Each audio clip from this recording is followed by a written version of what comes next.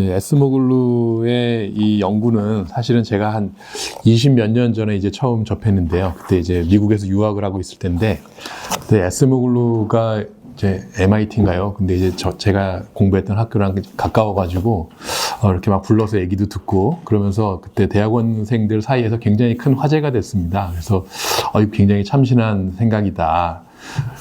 근데 그때 당시에, 요 다음 페이지 좀 넘겨주실래요? 예.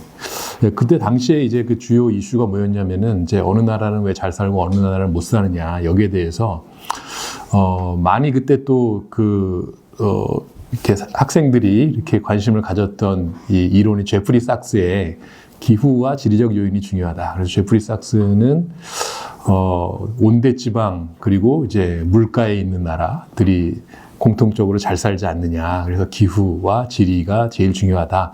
이런 얘기를 했고, 거기에 이제, 에스모글루는 이제 반대로 그게 아니다. 그렇게 보이지만 사실은, 좋은 기후가 있는 곳은 유럽 사람들이 자기들이 가서 살려고 좋은 제도를 심어놔서 잘 사는 거고, 기후가 안 좋은 데는 자기들이 못 살겠으니까 그냥 착취하는 제도를 심어놔서 이렇게 된 거다. 그래서 제도가 중요하다. 이렇게 얘기를 했던 것이죠. 그래서 그때 제프리 삭스가 또 와서 이제 강연을 한번 한 적이 있었는데, 이제 기억이 나는 게, 에스모글루가 쓴 제 논문은 첫 페이지부터 끝 페이지까지 다 틀렸다. 막 이런 얘기를 막 하면서 굉장히 이제 격렬하게 이제 반발을 했었는데, 근데 결국은 이제 에스모글루 쪽이 승리한 셈이죠. 노벨상을 받았으니까요. 근데 이제 거기에 굉장히 중요한 역할을 한 게 우리나라죠. 우리나라 사진 갖고 딱 정리를 해버린 거예요. 이 기후 같은데 왜 얘네들이 이렇게 차이가 나냐? 결국 제도 아니냐? 이렇게 해가지고 이제, 이렇게 됐던 이제 기억이 나고요. 그래서 그게 참 재밌는 연구라서 제가 2017년에 이제 칼럼을 쓸 때 그 얘기를 이제 썼는데, 그때도 당시 2016년에 이제 박근혜 탄핵 무렵이었던 것 같아요. 탄핵이 이제 거의 되니까, 동아일보에서 갑자기 전화 와서 이제 칼럼을 좀 써봐라. 그래서 6개월만 쓰겠습니다. 하고 이제 첫 칼럼으로 이제 저 얘기를 썼습니다. 첫 칼럼. 그 당시에도 이제 굉장히 나라가 막 이렇게 흔들리던 때여서 우리가 좋은 제도가 중요하다 이런 취지에서 이제 썼는데, 하여튼 그때 6개월만 쓴다고 했다가 4년 8개월을 쓰게 됐었는데요. 근데 결국 이제 이 제도라는 걸 우리가 막 연구하다 보면 결국 정치가 중요하다라는 거를 이제 알게 되죠. 근데 이제 뭐 굉장히 사실은 여러 가지 변수들이 얽혀서 이제 복잡한 건데요. 그 다음 페이지로 좀 넘어가 주시면요. 그러니까 이게 정치라는 게 이렇게 쉽지가 않다라는 겁니다. 그러니까 좋은 제도를 만들면 된다. 누가 그걸 모르겠습니까? 근데 실제로 그거를 만드는 게 너무나 어렵다라는 것이고요.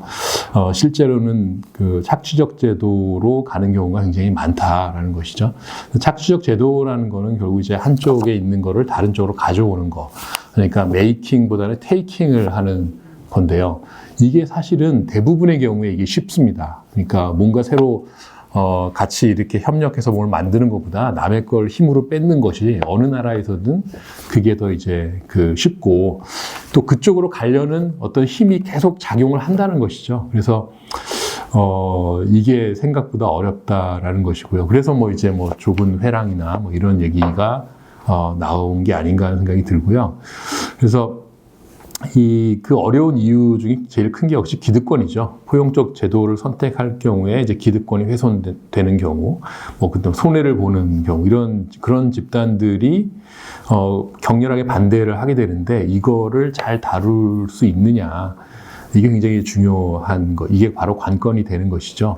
그래서 이런 이해관계의 조정을 위한 민주적인 의사결정, 그리고 이걸 뒷받침할 수 있는 정치, 이런 것들이 굉장히 중요하다는 이제 생각이 들고요. 그 다음 이제 페이지로. 그래서 이제 한국의 제도가 이제 지금 이제 포용적인가.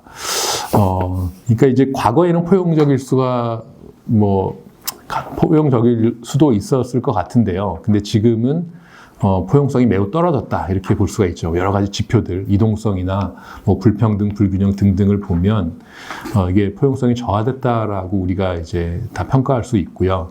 특히 이제 최근에는 지대추구 이런 쪽에 더 많이 집착을 하고 있고, 또 힘이 있는 사람들은 진입장벽을 쌓는 데 집착을 하고, 그 다음에 부동산을 통한 부의 축적 이런 거에 더 집착을 하는 이런 경우들이 많습니다. 그러니까 결국 이제 성장이 이제 저하가 되고 저성장으로 갈수록 이 지대추구를 하려는 욕구는 더 커지는 것 같습니다.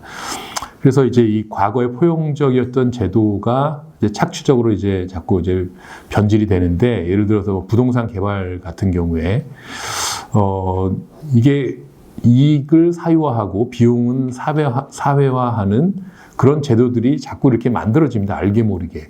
그래서 금융 같은 것도 보시면 여러 가지 비용을 사회화하는 이제 공적 보증이라든가 이런 게 이제 취약계층을 돕는다는 명목으로 만들어져 가지고 사실은 기득권을 더 강화하는 결과를 가져오는 이런 것들을 우리가 굉장히 많이 보고 있고요. 뭐 조세나 이런 것들도 굉장히 그런 사례들이 많이 있습니다.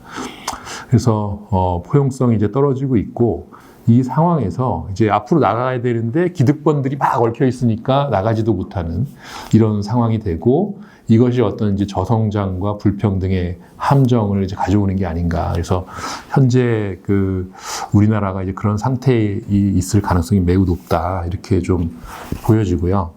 그래서 그 다음 페이지로 이제 보시면, 그래서 우리가 이제 제도 개혁을 해야 된다. 근데 여기에 대해서 사실 도대체 포용적 제도라는 게 뭐냐, 여기에 대해서 우리가 좀 다시 질문을 해봐야 되는데요. 박보경 교수님이 1.0부터 4.0까지 말씀을 해주셨지만, 저는 최근에 그 트럼프의 당선 이걸 보고 좀 더 깊이 생각해 봐야겠다는 좀 그런 생각이 들었는데, 그 민주연구원에서 최근에 미국 공화당하고 민주당 강령 번역한 그 책자가 이제 나왔더라고요. 그래서 이제 뭐 딥엘로 번역을 하셨다고 그 원장님이 그러셨었는데, 그거를 이렇게 보니까 제가 좀 생각지도 못했던 그런 문구들이 많더라고요. 이제 예를 들어서 어떤 게 있냐면, 공화당의 강령에 보면 이제 지난 정치인들이 수십 년 동안에 예를 들어 이제 뭐 세계화라는 세이렌의 노래, 그러니까 이제 막 그리스 로마 신화에 보면 이제 막 그 노래 들으면 막 물에 빠져 죽는 그런 거 있지 않습니까? 세계화가 이제 그런 세이렌의 노래라는 것이고, 거기에 그 세이렌의 노래에 대한 맹목적인 믿음으로 일자리와 생계를 해외의 최고 입찰자들한테 팔아넘겼다. 이게 국가를 파괴한 거다. 그러니까 뭐냐면, 세계화라는 것이 굉장히 달콤한 어떤 유혹인데 거기에다 빠져가지고 나라를 팔아먹었다, 뭐 이런 식의 이제 얘기를 하는 것이죠.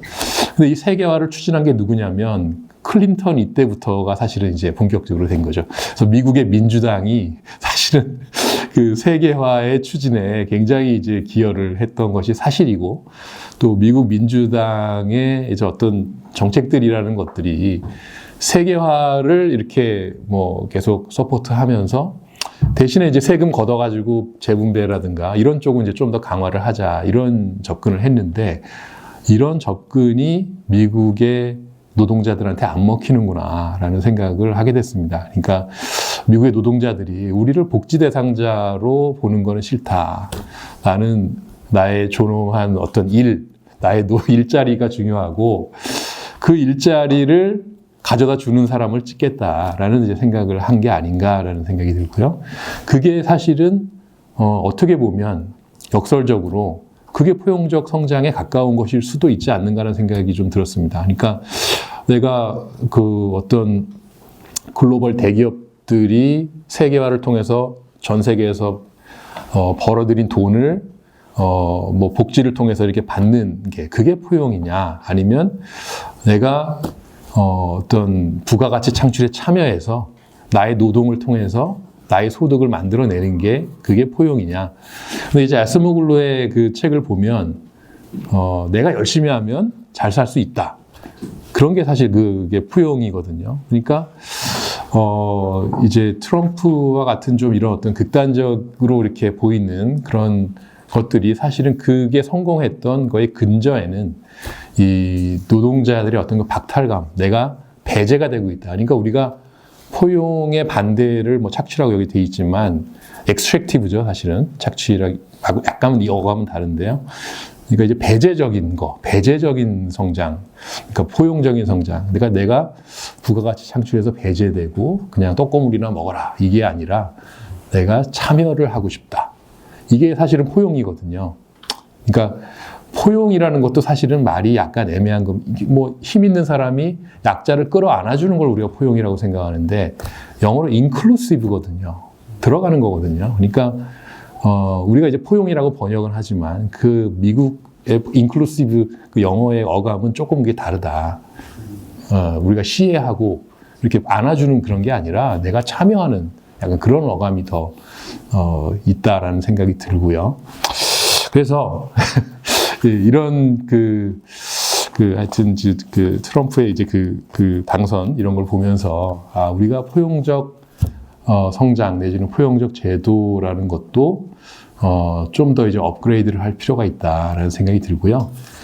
사실은 뭐 우리 주병기 교수님께서 비슷한 얘기를 해주셨습니다. 그러니까 그 국민 역량이 번성하는 포용국가라는 게 사실은 국민 역량이라는 게 이제 내가 시장에서 내 몫을 하는 그런 사람이 된다라는 거거든요. 그래서 이미 이제 그런 생각을 우리가 예전부터 하고 있었으나 이제 이런 게 더 지금 어떻게 보면 절실해지는 그런 어떤 역사적인 그런 시간이 아닌가 이런 생각이 좀 들고요.